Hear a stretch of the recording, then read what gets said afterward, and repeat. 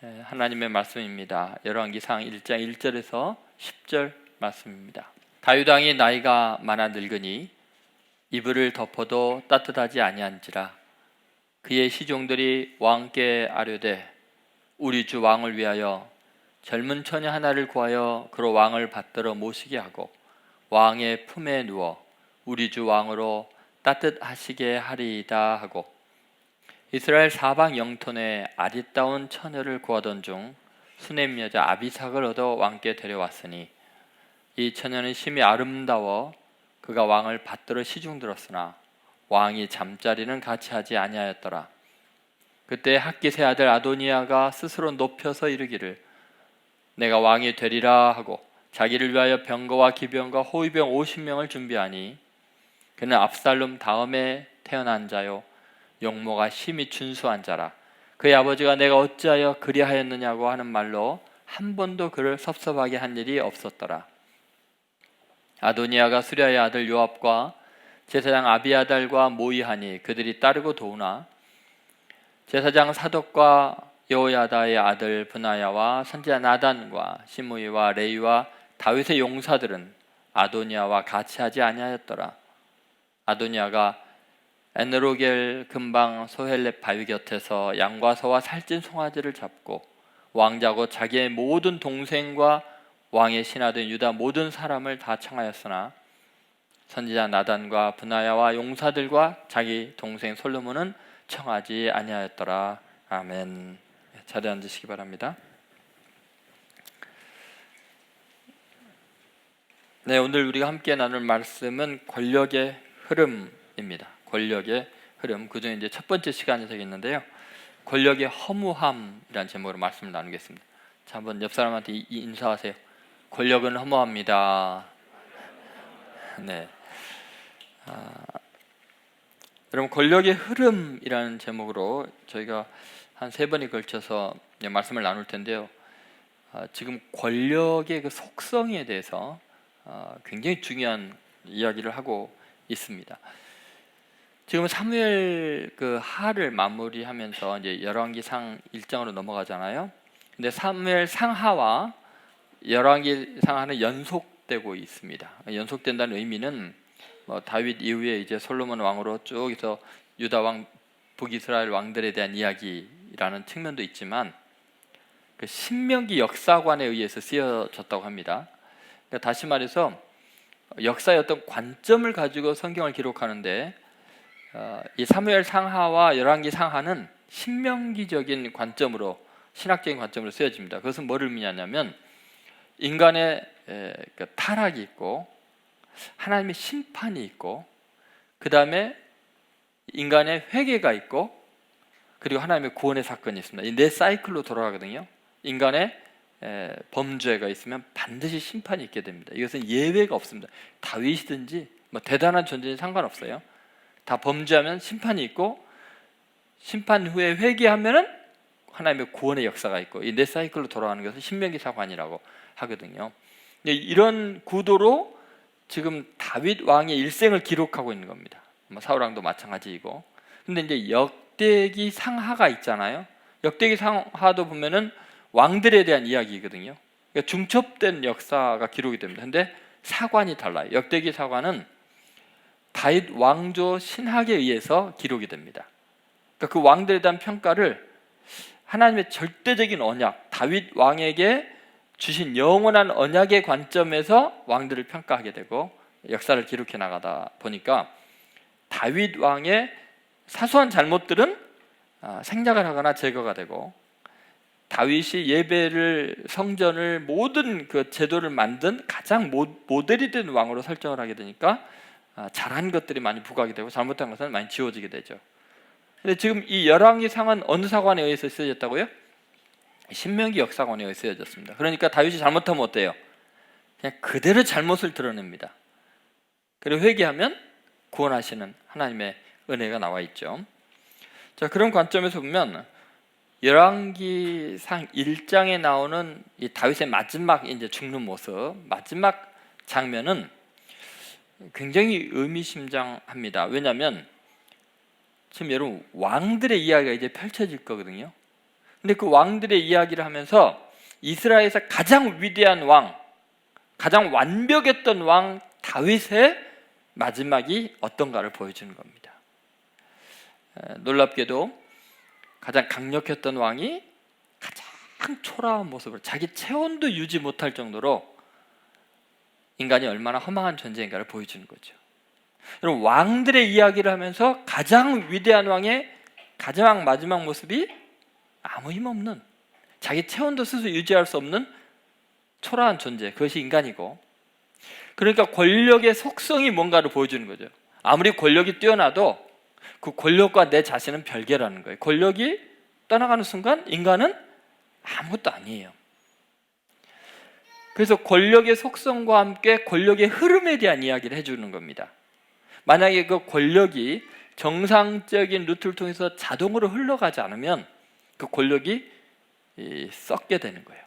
그리고 그 썩은 모습이 얼마나 참혹한가를 우리에게 보여주는 거죠. 그런 의미에서 오늘 우리가 함께 나눌 말씀은 이제 다윗 왕의 이 마지막에 연약한 모습을 통해서 권력의 허무함에 대한 이야기를 우리가 나누려고 합니다. 그리고 이제 다음 시간에는 아도니아를 통해서 이제 권력이라는 게 또 어떤 속성이 있는가를 보여줄 거예요. 그 다음에 또 그 아도니아를 따르는 사람들을 통해서 또 다른 측면을 이제 나누게 될 겁니다. 오늘은 이제 권력의 허무함인데, 첫 번째는 욕망의 흐름입니다. 한번 따라해보세요. 욕망의 흐름. 여러분, 이 권력이 얼마나 허무한가를 보기 위해서는 인간 욕망의 흐름을 잘 파악해야 합니다. 여러분, 쟁쟁한 왕들의 이야기, 바로 열왕기상 1장 1절부터 2절을 보시면 이런 표현이 나와 있죠. 자, 같이 한번 읽어보겠습니다.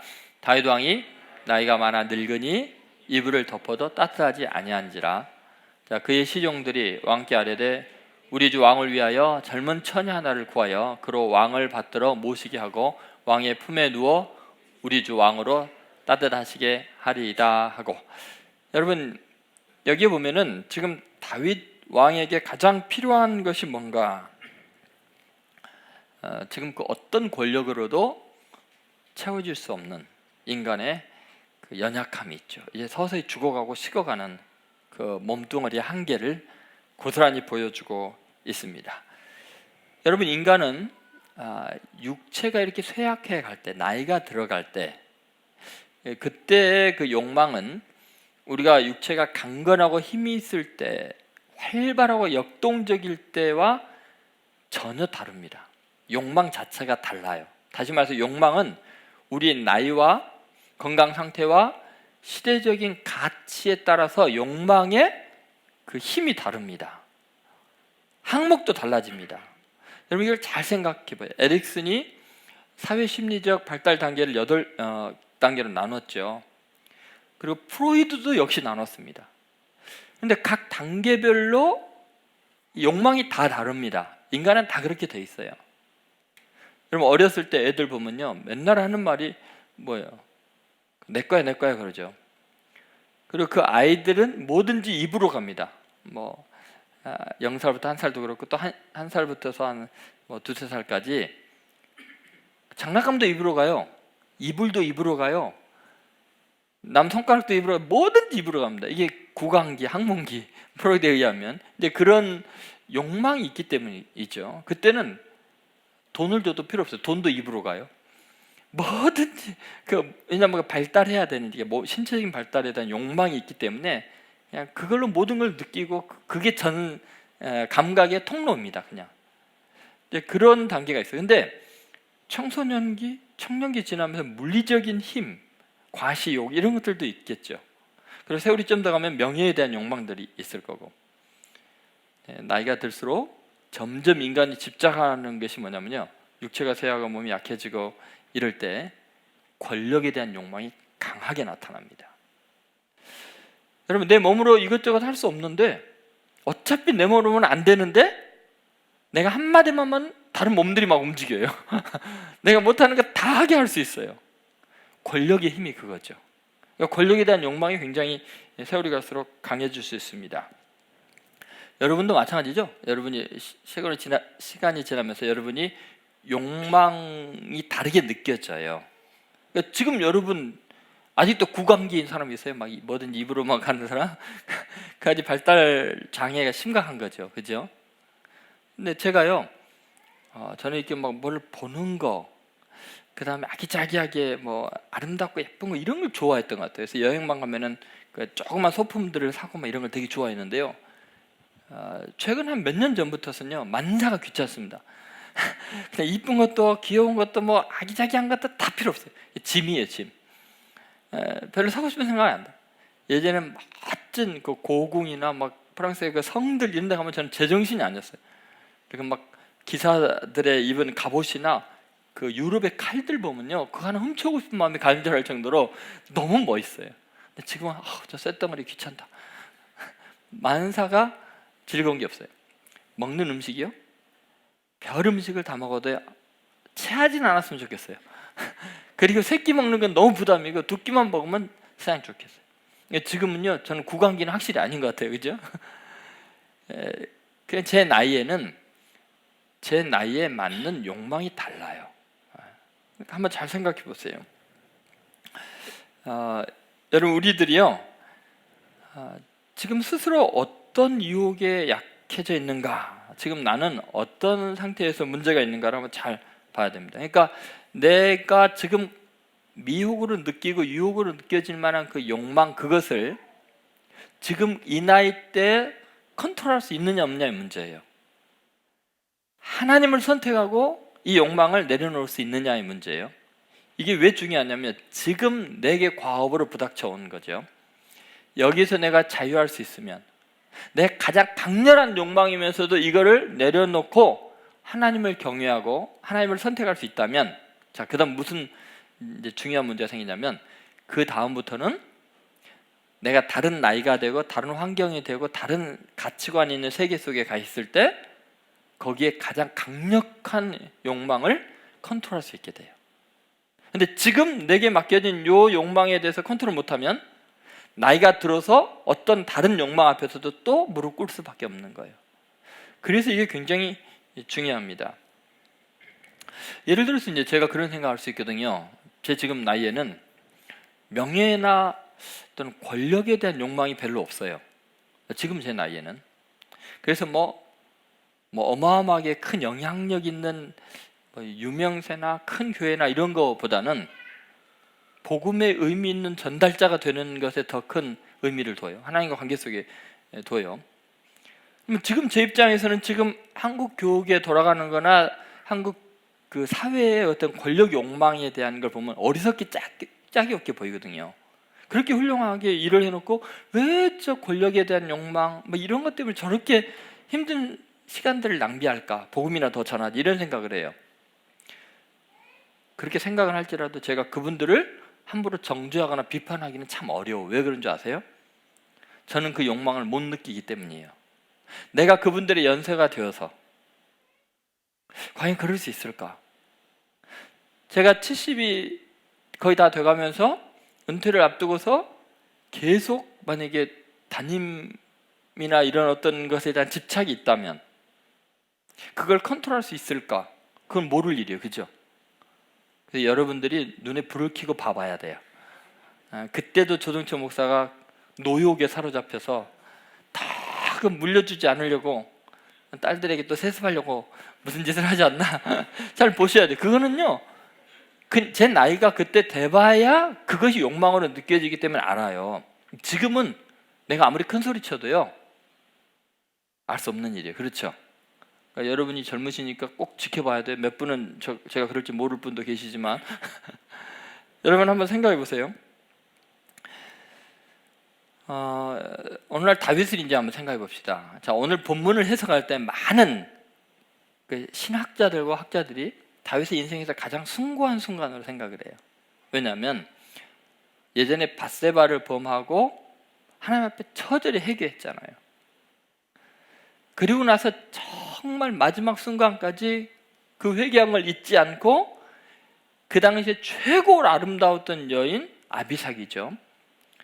그 아비삭은 얼마나 아름다웠냐면 아도니아가 목숨을 걸고 왕위를 포기하고 선택할 여자예요. 그러다 죽죠, 아비삭 때문에. 그 정도로 아름다운 여자예요. 그런데 다윗은 그녀가 시종을 드는데도 전혀 동침하지 않았다고 나와요. 하나님 앞에 철저히 회개하고 이제 정말 하나님 앞에서 깨끗한, 여인에게서 완전히 눈을 이제 뺏기지 않는 그런 상태라고 이야기를 해요. 근데 저는 전혀 그렇게 생각하지 않아요.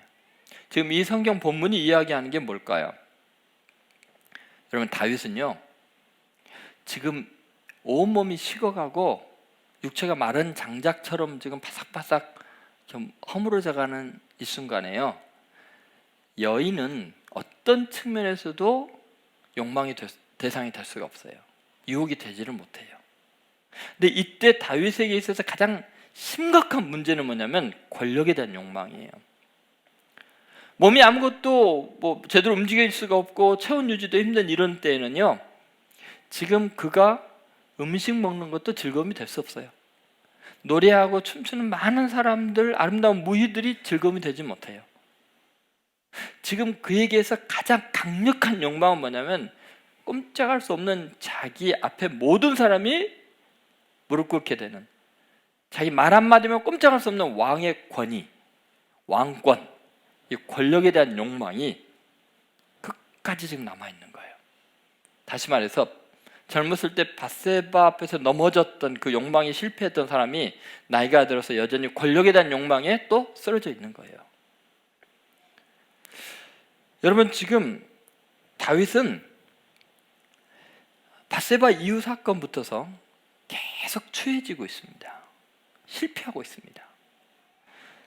지금 사무엘상 23장, 24장 그때 넘어오면서 어땠어요? 다윗은 자기 왕권을 강화하기 위해서 백성의 칼 잘 쓰는 사람만 계수했죠. 그러다가 8만 명이 죽었잖아요.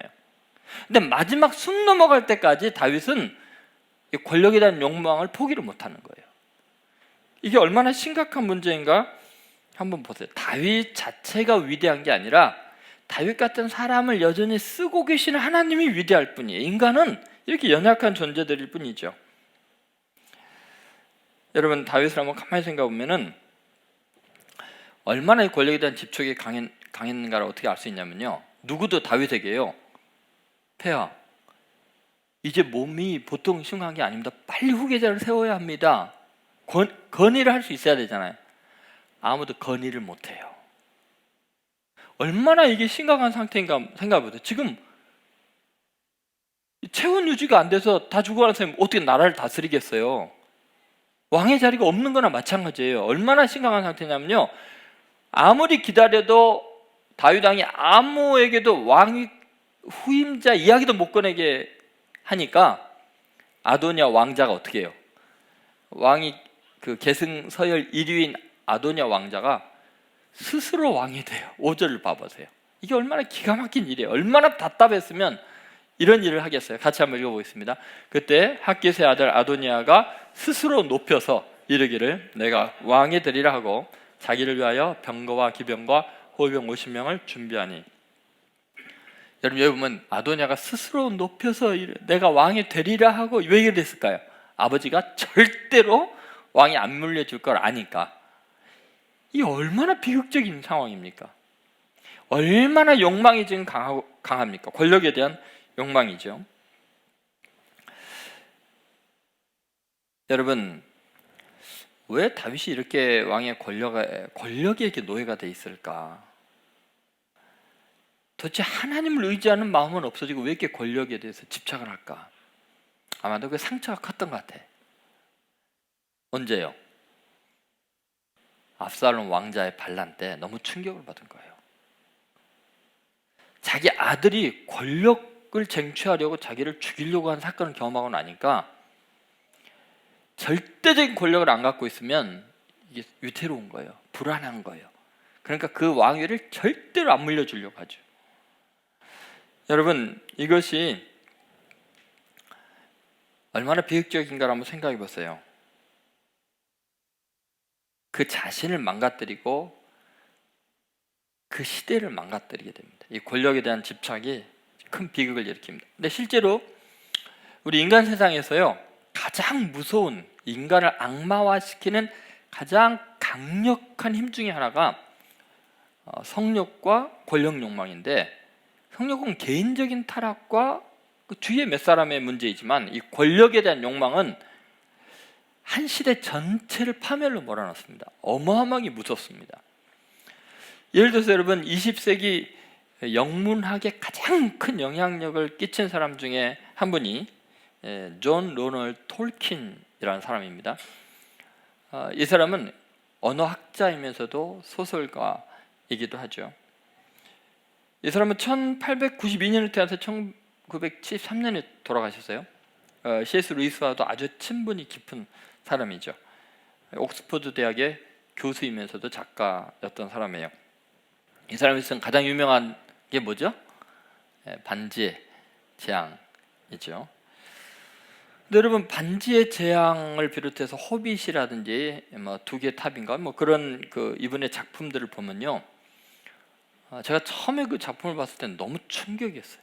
그 판타지한 세계와 인간 세계와 천상의 세계와 중간계에 대한 이야기들, 거기에 등장하는 많은 그 주인공들의 멋진 모습들뿐만 아니라 그 괴물들의 그 강력한 모습들, 이런 것들이 정말 상상의 세계를 굉장히 자극했던 것 같아요. 그리고 그 가치, 추구하는 가치 자체가 굉장히 성경적인 기독교적인 가치관이 농후하게 배어 있었죠. C.S. 루이스는 직접적으로 그런 기독교적인 가치관을 심어주는데, 톨킨은 C.S. 루이스에 대해서 충고를 하면서 야, 그렇게 너무 색깔 드러내지 말면서 은근한 가치를 드러내야 된다는 이야기를 많이 했거든요. 그것이 작가의 굉장히 중요한 모습이라고 생각을 했어요. 근데 톨킨이 다뤘던 주제가 뭘까를 제가 한번 이렇게 쭉 생각해 봤어요. 근데 그가 다뤘던 가장 중요한 주제는 권력에 대한 욕망에 대한 겁니다. 어떻게 하면 권력 욕망을 깨뜨릴 수 있을까? 인간이 끊을 수 있을까? 근데 반지의 제왕이 이걸 상징적으로 보여주죠. 그 반지를 탁 끼는 순간 어때요? 아무도 대적을 못할 강한 힘이 있죠. 모습이 다 가려지고. 그래서 그 반지를 끼려고, 반지를 소유하고 반지의 주인이 되려고 주인을 배신한 스미고를 비롯해서, 그리고 그 반지만 끼면은 호빗 그 주인공인 그 사람도 어때요? 막 그냥 잘못하면 악마화 되죠. 악마가 바로 그냥 나타나게 되고 영혼을 빼앗길 정도로 위험한 상태가 되는데도 불구하고 반지를 끼고 싶은 욕망이 있죠. 그래서 어떻게 해요? 이 반지를 누구도 껴서는 안 되기 때문에 그 주제가 뭐예요? 이 최고의 권력의 상징인 이 왕의 반지를 파괴시키는 것이 사명이 되어 있는 거죠. 이게 인류의 숙제인 거예요. 근데 사실은 이걸 이룬 분이 예수님이죠. 하늘과 땅의 모든 권세를 지니신 분이 자기 몸을 십자가에 못 박아서 그 권세를 다 깨뜨려 버리시죠. 인간이 추구하는 최고의 권세를 지니신 그분이 사망의 권세를 깨뜨리듯이 또 한 가지 뭐예요? 권력에 대한 욕망을 깨뜨려 버린 거예요. 자기를 비워서 종의 형체를 가져서 죽기까지 복종하신 그 예수 그리스도의 생애 자체가 하늘의 권세를 땅에까지 끌고 와서 다 깨뜨려 버리고 인간이 추구하는 그 권력의 허망함을 무너뜨려 버리는 사건이었죠. 결국은 톨킨이 쓴 이야기는 그런 거예요. 이 톨킨이 어떻게 해서 이런 인간의 아주 근본적인 문제를 권력에 대한 걸로 이게 뽑아낼 수 있었을까? 사실은 이 톨킨은요, 언어학자이기도 하잖아요. 유럽의 모든 민족의 설화와 신화를 다 섭렵한 사람이에요. 그리고 거기에 그 풍성한 그 상상력과 이런 것들을 성서적인 가치관으로 다시 소설로 재해석을 할 수가 있었던 거예요. 심지어 페르시아어에도 능통했어요. 아랍의 문화까지 다 섭렵을 했어요.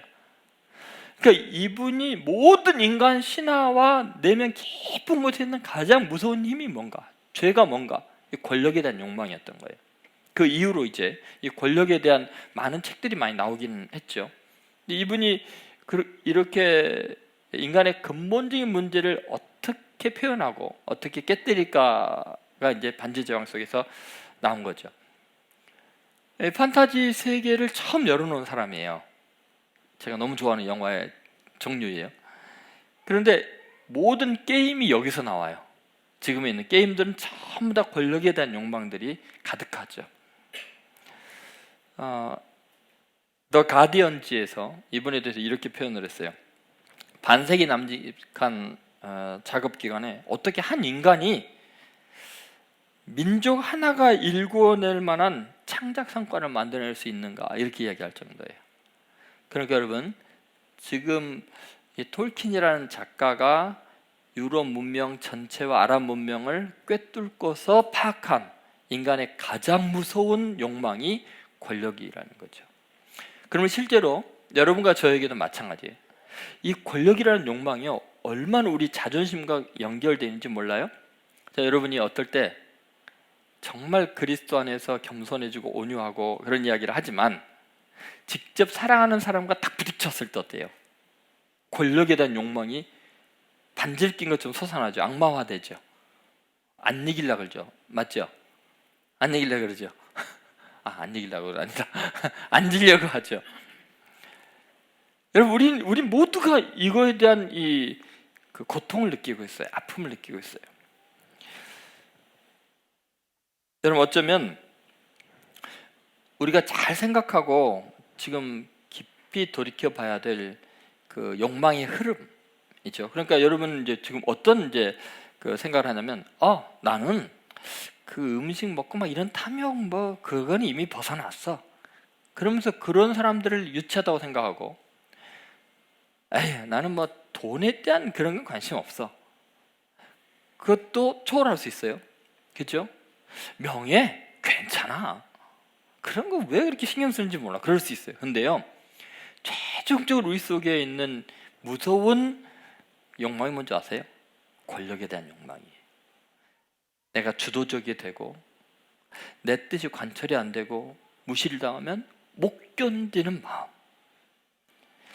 그게 굉장히 무서운 힘으로 작용하고 있는. 그래서 예수님께서 자기를 부인하고 자기 십자가를 지고 나를 따라하는 게 뭐예요?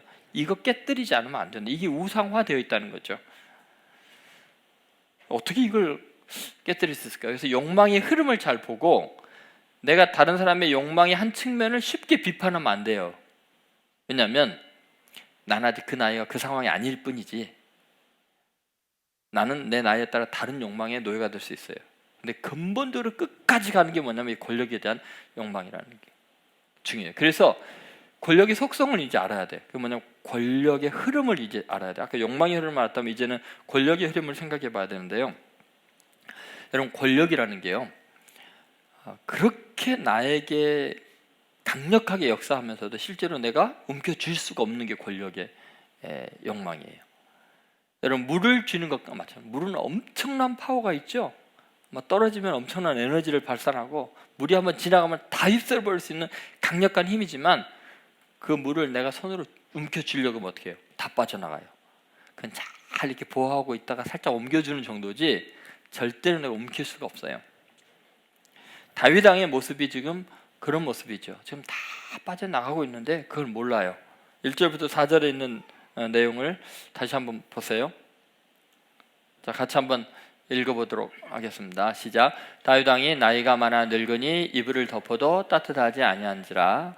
그의 시종들이 왕께 아뢰되 우리 주 왕을 위하여 젊은 처녀 하나를 구하여 그로 왕을 받들어 모시게 하고 왕의 품에 누워 우리 주 왕으로 따뜻하시게 하리라 하고, 이스라엘 사방 영토 내에 아리따운 처녀를 구하던 중 수넴 여자 아비삭을 얻어 왕께 데려왔으니 이 처녀는 심히 아름다워 그가 왕을 받들어 시중들었으나 왕이 잠자리는 같이 하지 아니하였더라. 여러분,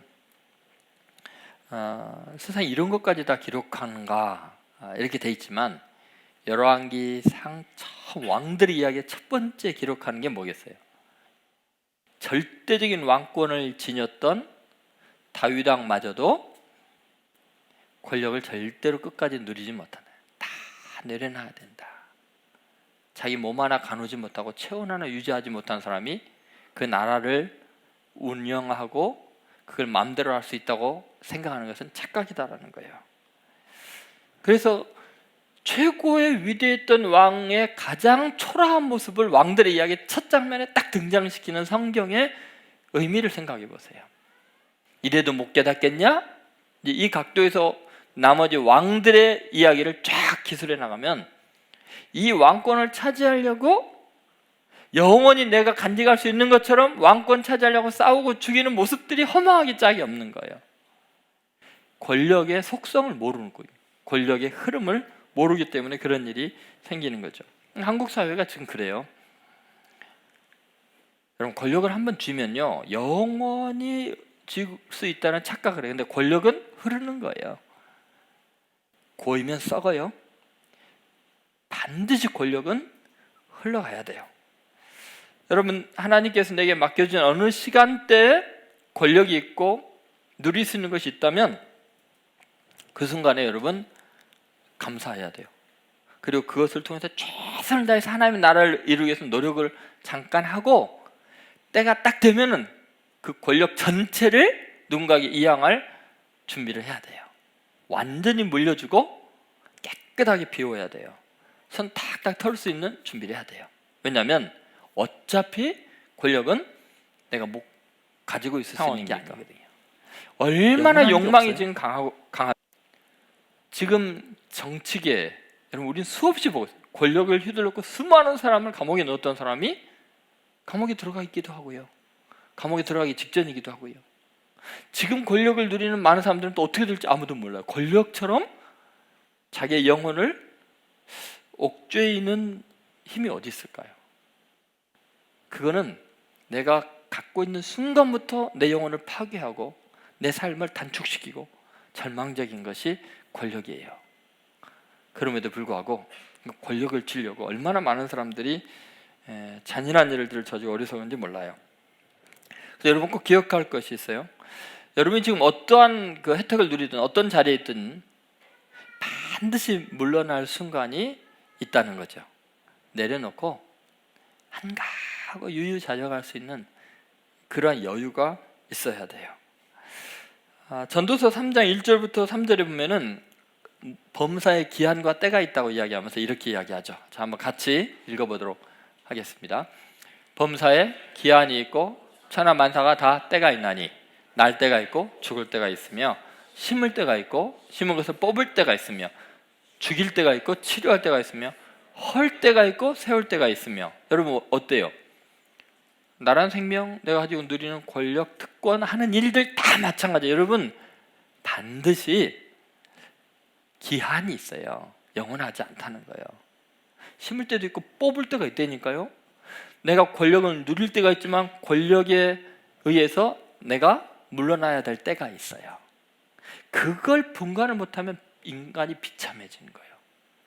제가 가끔가다 TV를 보다가 너무너무 좀 안타까운 면들을 많이 봐요. 한때 전 세계를 정말 돌아다니면서 위대한 복음의 사역자로 일했던 분들이 말도 잘 안 나오는데 너무 말라갖고 거의 뭐 뼈만 있는 것 같은 앙상한 모습으로도 거기 나와서 꼭 해야 될까? 제 기억 속에 있는 저분은 너무나 멋지고 강력한 파워를 가지고 전 세계를 복음화시켰던 위대한 분들인데 왜 나이가 들어서 그래야 될까? 왜 내려놓을 때 내려놓지 못할까? 그렇다면 만약에 안 나왔으면 내 평생에 그분에 대한 이미지가 너무 멋있었을 텐데. 제가 이렇게 말하는 것은 제가 잊지 않기 위해서 그래요. 제가 나이가 들어서 그렇게 될지 모르기 때문에. 여러분 범사 기한과 때가 있다. 마찬가지입니다. 여러분 우리 모두는 다 똑같습니다. 건강한 교회를 위해서 또 위대한 하나님 나라를 위해서 여러분 우리는 열심히 일하고 있어요. 그런데요 스스로 생각할 때 지금 내가 훌륭한 것 같지 다음 세대들이 보면은 아유 저 꼰대짓 하고 있는데 그렇게 할 수 있어요. 저보다 어떤 사람들이 만나면 목사님은 청년 사역을 잘하세요.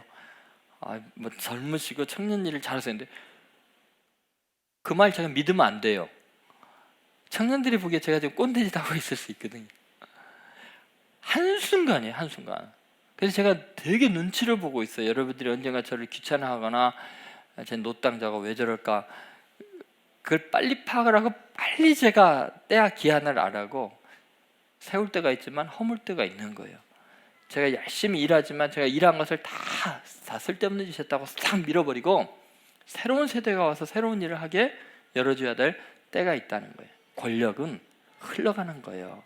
하나님이 내게 주신 그 순간이 항상 제한되기 때문에 내가 할 수 있을 때 최선을 다해서 하는 거예요. 그래서 여러분 잠깐이에요. 여러분이 봉사하고 섬길 수 있는 것도. 자 보세요. 고사성어 중에 이런 말이 있죠. 권불 10년, 화무 11홍. 여러분 이게 무슨 말이에요? 10년간은 권세 없고, 그죠? 열을 붉은 꽃 없다. 맞아요, 여러분? 여러분 스스로를 꽃이라고 생각해 보세요. 그렇게 오래 가지 못해요. 중국 속담에 이런 말이 있습니다. 인무천이로 화무 백일홍. 사람은 천일을 한결같이 좋을 수가 없고 이 백일 붉은 꽃이 없다. 정말 멋진 말들이에요. 이건 인생에 오랫동안 사람들이 두고두고 옳다고 할 수밖에 없는 일이에요. 다시 말해서 여러분 우리가요 어떤 권세를 누리고 특권을 누리고 건강하고 행복한 날이 100일 이상 계속되기 힘들어요. 자, 3달, 4달 지나면 불안하기 시작하잖아요. 아, 이렇게 좋은 일이 있어도 되나? 이거 갑자기 무슨 재앙이 닥치는 게 아닌가? 우리들의 모습이 그래요. 권력은 대단히 허무합니다. 이걸 잘 보여주는 것이 역사 속에 너무 많은데요. 지금 현재 역사를 제가 이야기하고 싶은 게 얼마나 많겠어요. 그죠? 여러분 맨날 TV에서 보니까. 근데 지금 이야기하면 문제가 생기니까 과거 이야기를 할게요. 자, 영조대왕이 83세까지 사셨어요. 그러니까 우리나라의 역대 왕 중에서 가장 장수한 왕이죠. 27명의 조선 왕조 500년 동안에 중에서 가장 오랫동안 집권 52년을 집권했어요. 그러다 보니까 자기 왕위를 물려받은 사람이 이제 정조인데 손자예요. 사도세자가 죽고 그 손자죠. 영조 다음에 정조가 이제 될 때 나이가 25이었어요. 왕이 오를 때. 그러면 83세 왕이 다스리다가 갑자기 25살이 왕이 다스리면 분위기가 어떻겠어요? 모든 게 다 새로워질 수밖에 없어요. 정조왕을 반대하던 세력들이 있죠. 그런데 여러분, 이 홍구경이라는 사람이요, 그 모든 그 정적을 다 척결시켜 버립니다. 그리고 이 정조의 최측근으로 가장 신임을 얻어서 정조가 이런 이야기까지 했어요. 전후좌우가 모두 역적의 무리를 편드는 사람들 뿐이었지만 오직 홍구경만큼은 몸과 마음을 바쳐 국본의 안위를 받들었다. 이렇게 이야기하고요. 심지어 이 홍구경이 얼마나 영향력이 있었냐면 정조 초기에는 홍구경과 갈라서는 자는 역적이다 이렇게 말할 정도였어요. 왜 그렇게 홍구경이 인기가 있고 파워풀했느냐? 홍구경은 외모가 준수했고 눈치가 굉장히 빠르고 민첩했습니다. 그래서 정조의 눈에 바로 들었어요. 근데 이분이 정조 초기의 모든 정책, 모든 일들이 전부 다 홍구경의 손에서 나오고 홍구경의 머리에서 나오고요. 이분이 27인가 그렇게 25세 문과에 급제하고 막 승승하고 나중에 이분이 도승지까지 오르고 그 29의 젊은 나이에, 그런데다가 나중에는 금위대장까지 왕의 최고위 그 직까지서 모든 권력을 다 쥐게 됩니다. 그러다 보니까 이 권력이 자기 걸로 착각하는 거예요. 영원한 자기 권력으로 착각하는 거예요. 그래서 무슨 짓을 하게 되냐면 자기 누이를 후궁으로 들립니다. 원빈 홍씨죠. 자신의 누이죠. 그래서 이제 모든 걸 다 장악하려고 하는 거예요. 그러다 보니까 정적이 가만히 있겠어요? 자기 누이 이 원빈 홍씨가 1년 만에 이유 모르고 죽게 돼요. 그러니까 이것은 왕비가 아마도 이게 독살한 것 같다.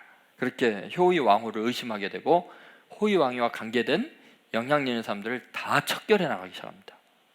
정조가 보니까 그게 안 되겠거든요. 완전히 지금 권력을 너무 남용하고 있으니까 이제 그거에 대한 이제 지적을 하게 되니까 홍구경이 결국은 정조에게 조정의 모든 실직에서 내려놓겠다는 상소를 올리게 돼요. 보통 상소를 올리면 왕이 숙고하고 고민하고 그래야 되는데 상소 올리자마자 바로 잘라버려요. 그리고 바로 횡성과 강릉으로 귀향을 보내버리죠. 그때 나이가 32살밖에 안 됐어요. 유배당하고 생각해보세요. 모든 나라를 자기 마음대로 호려가던 사람이 갑자기 왕의 신임을 잃고 쫓겨나게 되니까 못 견뎌갖고 포금을 하고 막 통곡을 하면서 매일매일 포금하고 통곡하다가 34살의 젊은 나이에 죽어요. 여러분, 권력이라는 게요, 영혼을 파괴해요. 한번 그 권력을 내 것으로 착각을 하면요, 사람이 완전히 망가져요. 그래서 때로는 여러분요, 계속해서 여러분의 삶의 현장에서 작은 것부터서 권력을 이양하고 내려놓는 훈련을 해야 돼요. 권력은 흘러가는 거다. 그래서 매일매일 하나님께서 여러분의 인생에서 이제 할 일이 뭐냐면, 친구를 통해서 여러분의 권력을 자꾸 이제 침탈하게 하실 거예요. 결혼하면 배우자를 통해서, 자식 낳고 나면 자식이 이제 막 대들어요. 나중에 만할 뻔짭니다. 직장에 가면요, 처참해집니다. 자신이 뜻대로 할 수 있는 게 없다는 걸 알게 되죠. 점점 그렇습니다. 자, 모세가 은퇴할 때 기력이 다해서 은퇴했어요? 기력이 왕성했는데 하나님께서 너 그만하니까 어때요? 멀쩡하지만 그만둬야 됐어요.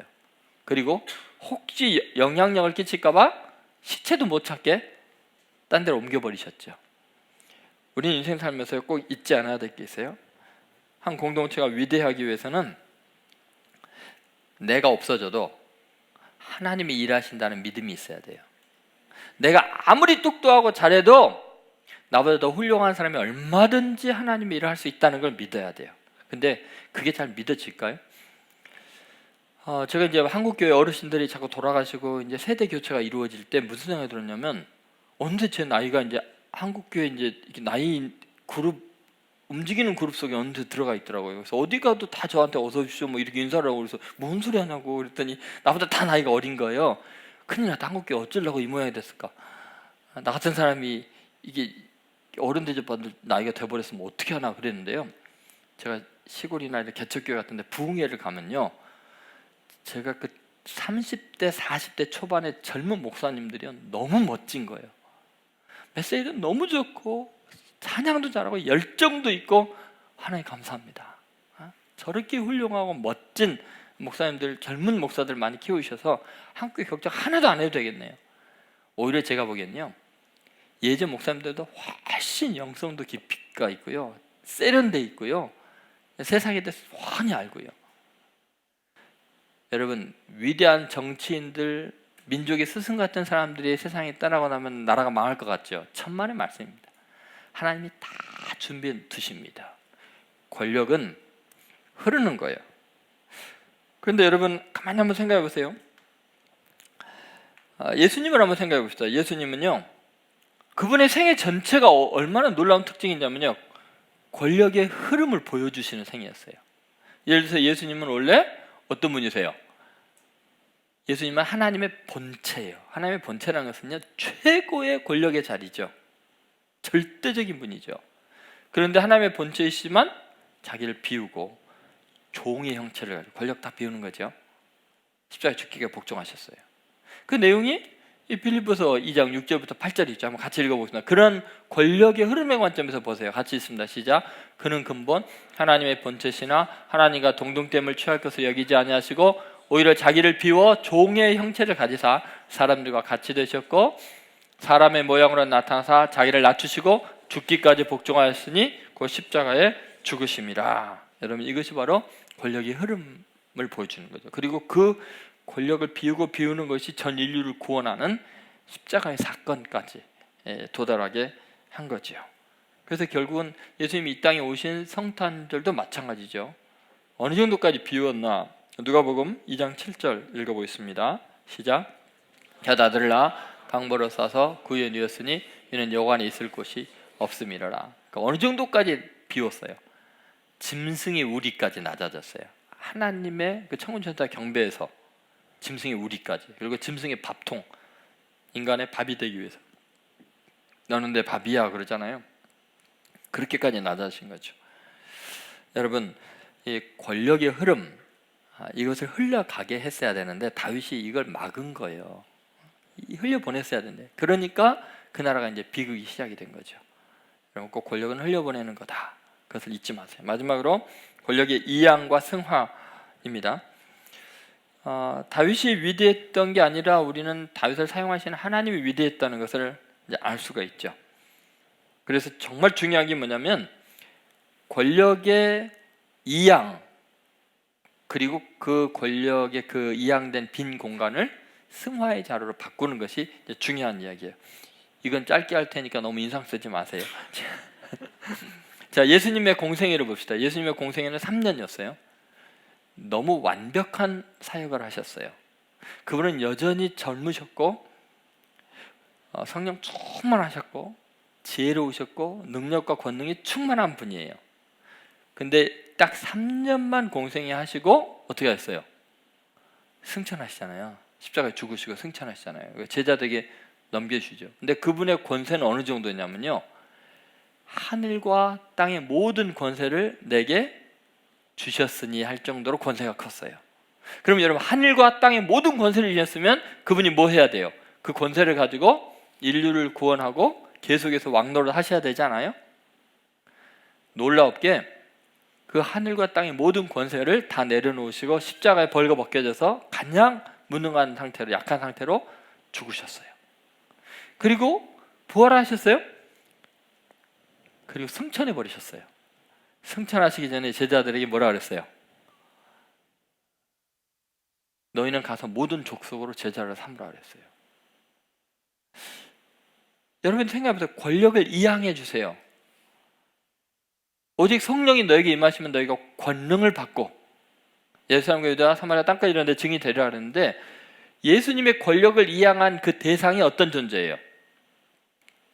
그 대상이 형편없는 죄인들이었어요. 예수님 부인하고 도망가고 심지어 저주하고 무식하고 못 배운 사람들이었어요. 예수님 불안하지 않았을까요? 예수님이 계속 해야 되는 거 아니에요? 제 생각에는 예수님이 한 10년만 더, 한 43살까지만 사역했어도 어마어마한 일을 하셨을 텐데 어떻게 딱 3년 하시고 권력 이양하고 가시냐? 왜 그랬을까요? 예수님은 아무 걱정 안 하셨어요. 인류를 구원하는, 완성하는 일은 권력을 이양하고 제자들이 하게 하셨어요. 왜 그런 줄 아세요? 성령님께서 예수님과 함께 했던 것처럼 그 성령님, 동일한 성령님이 누구와 함께 하는 거예요? 제자들과 함께 할 걸 믿기 때문이에요. 여러분, 그래서 예수님께서 하신 말씀 중에 놀라운 이야기인데, 요한복음 14장 12절에 이런 말씀을 친히 하셨어요. 같이 읽겠습니다. 내가 진실로 진실로 너에게 이르노니 나를 믿는 자는 내가 하는 일을 그도 할 것이요 또한 그보다 큰 일도 하리니 이는 내가 아버지께로 감이라. 예수님 분명히 뭐라 하냐면, 예수님보다 권세가 큰 사람들이 아닌데도 제자들이 내가 하는 일 그도 할 것이고 뭐라고요? 내가 하는 일보다 더 큰 일 하리라. 맞습니까? 정말 그렇게 됐나요? 여러분, 제자들 예수님보다 더 넓게 활동했어요. 예수님은 팔레스틴 지역을 벗어난 적이 없는데 제자들과 사도 바울은 유럽을 복음화시키는데 어마어마한 일하고요. 지금 저는 예수님보다 훨씬 더 전 세계적인 일을 해요. 왜요? 비행기 타고 다니니까. 이 대륙 저 대륙을 다 다니면서 복음을 전하잖아요. 여러분, 예수님께서 우리에게 보여주시는 게 뭐냐면 권력이 이양돼야 된다는 거예요. 나 혼자서 다 할 걸로 착각하지 말라고. 왜냐하면 성령님이 하시는 일이니까. 내가 아니면 안 된다고 생각하는 것은 하나님을 믿지 않는 거예요. 내가 없어져도 하나님이 충분히 일하실 수 있다는 것을 믿으셔야 돼요. 그러니까 여러분, 자유롭게 물려줄 수 있어야 돼요. 우리의 삶의 자리에서 여러분 꼭 적용해야 될 일들이 권력의 이양이 대한 거예요. 그러면 권력을 이양하고 다 넘겨주면 나는 뭐 하냐? 이 문제가 생기죠. 제가 어렸을 때 한 교회 권사님이 계셨는데, 그 권사님은 김성환 권사님이란 분이었고, 이분이요 그 천사 같은 분이에요. 그냥 교회에 딱 들어오면 제일 먼저 눈이 환하게 뜨이는 분이 권사님이세요. 하얀 머리에 늘 한복을 입으시고, 지금도 제 눈에 선해요. 제가 처음 교회 갔을 때 뵀던 모습이. 나중에 제 어머니 일찍 돌아가시고 어머니처럼 저를 잘해주셨던 분이에요. 주보를 나눠주세요, 입구에서. 그리고 다 안아주시고 반가워하시고, 그런 분이 교회에 있다는 건 참 복이죠. 근데 이분이 은퇴를 이제 하셨는데, 은퇴하시고 나서 다음 주에도 주보를 역시 이제 나눠주고 있었어요. 그것 때문에요 몇 달 동안 교회가 난리가 났어요. 은퇴했는데 왜 주보를 나눠주냐? 그분 도움 안 받은 사람이 없어요, 교회에. 그분이 전 재산 중에 대부분을 팔아서 유치원을 만들고 교회 지금 부지를 살 정도였으니까요. 수많은 사람들에게 선을 베푼 분이세요. 그런데 은퇴한 다음에 왜 주보 나눠주냐? 왜 설치냐? 당회가 열렸어요. 그 권사님을 징계했어요. 몇 달 동안 교회 못 나오게 징계를 내렸어요. 어린 제가요, 그 상황이 이해가 안 갔어요. 아니, 권사님 주보 좀 나눠준 것 같고 왜 그럴까? 어떻게 이럴 수가 있을까? 권사님의 마음이 얼마나 상처를 받을까 제가 걱정을 했거든요. 웬걸요? 권사님 상처 하나도 안 받으셨어요. 내가 잘못했네요. 내가 그 미처 생각을 못했네요. 다시는 안 그러겠습니다. 그리고 당회 결정에 순종하겠습니다. 집에서 예배 드리셨어요. 라디오 틀어놓고 교회를 못 나오셨어요. 정한 기간까지. 권사님이 깨끗이 내려놓으셨어요. 그리고는 그 다음부터 뭐 하셨는 줄 아세요? 교회 직접적으로 나서서 신방 같이 다녀가는 일 아무것도 못 하시죠. 대신 완전히 다른 일을 하셔서, 그게 뭐냐면 새벽 기도 끝나고 교회를 위해서 1시간 이상 기도하는 거예요. 아침 식사한 다음에 또 교회 가셔서 1시간 이상 기도하시고, 점심 드시고 또 기도하러 가시고, 저녁 식사하신 다음에 9시쯤에 또 가서 기도하시고, 완전히 사역의 방향이 달랐는데, 예전에는 성도들에게 사랑을 전하고 성도들과의 깊은 교제 속에서 사역을 했는데, 승화가 된데 사역이 모든 권력을 다 내놓으신 다음에는 하나님 앞에 나가는, 하나님과 깊은 교조 속에 들어가는 거예요. 하나님과 더 많은 대화를 하는데 그분의 기도와 그분의 섬김이, 그 영적인 중보기도의 능력이 교회를 부흥시키고 교회 분위기를 바꾸고 위대하게 역사하는 것이 느껴졌어요. 저로서는. 지금 예수님이 뭐 하셨나 보다. 아니, 예수님 그 중요한 일을 끝이시고 왜 갑자기 승천하셨어요? 지금 뭐 하시려고요? 예수님은요, 권력 다 이양해 놓으신 다음에 뭐 하셨어요? 하나님 우편에서 성도를 위해서 친히 지금 중보기도 하고 있어요. 하나님과의 깊은 교제 속에 들어가셨어요. 하나님을 움직이는 일을 하셨어요. 이 땅에서 권력 있고 힘 있고 하늘과 땅에 모든 권세를 있을 때는 사람들을 다루는 일을 했어요. 그런데 예수님은 일찍 조기 은퇴하신 다음에 완전히 승화된 다른 일을 하죠. 그게 뭐냐면 최고의 결정권자이신 하나님과 깊은 교조 속에서 중보 기도를 하신 거예요. 그것은 더 위대한 일이었어요. 그래서 제자들이 더 큰 일을 하게 하신 거예요. 저는 한국 교회와 이 민족이 좀 이 권력에 대해서 좀 자유로워졌으면 좋겠어요. 권력의 흐름, 그 허무함을 깨달았으면 좋겠어요. 더 위대하신 하나님과의 깊은 교조 속에서 좀 권력에 대해서 자유로운 그러한 성도들, 한국 사회에 많은 정치인들, 경제인들이 되었으면 좋겠다는 생각이 들어요. 오늘 말씀을 통해서 오늘부터 여러분 권력을 비우고 흘려보내는 훈련을 하세요.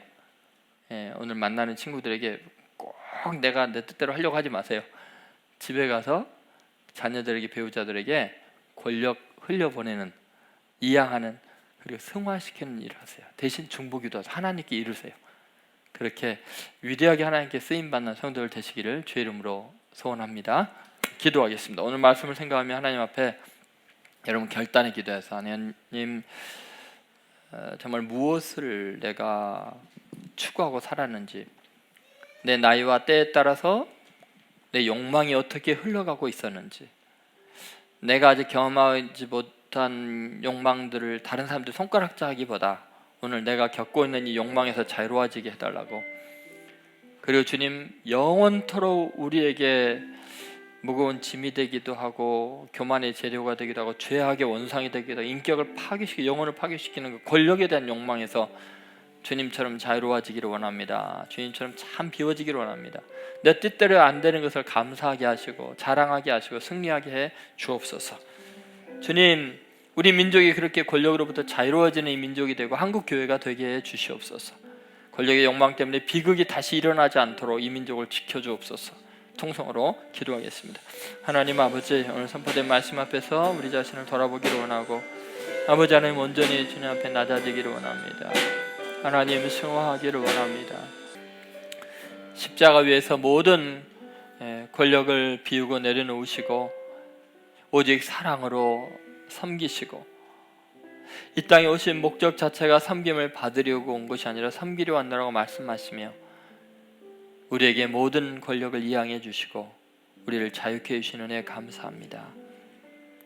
하나님, 때때로 우리의 삶에 내가 바라는 것이 너무 많아서 주님을 아프게 하고 주를 배신하고 떠났던 죄를 용서해 주시고, 주님 이제 모든 것 주님 앞에 내려놓고 특별히 우리에게 속에 이 권력에 대한 욕망을 매 순간순간 만나는 사람 앞에서 흘려보내며 오직 주님만 바라보게 해 주옵소서.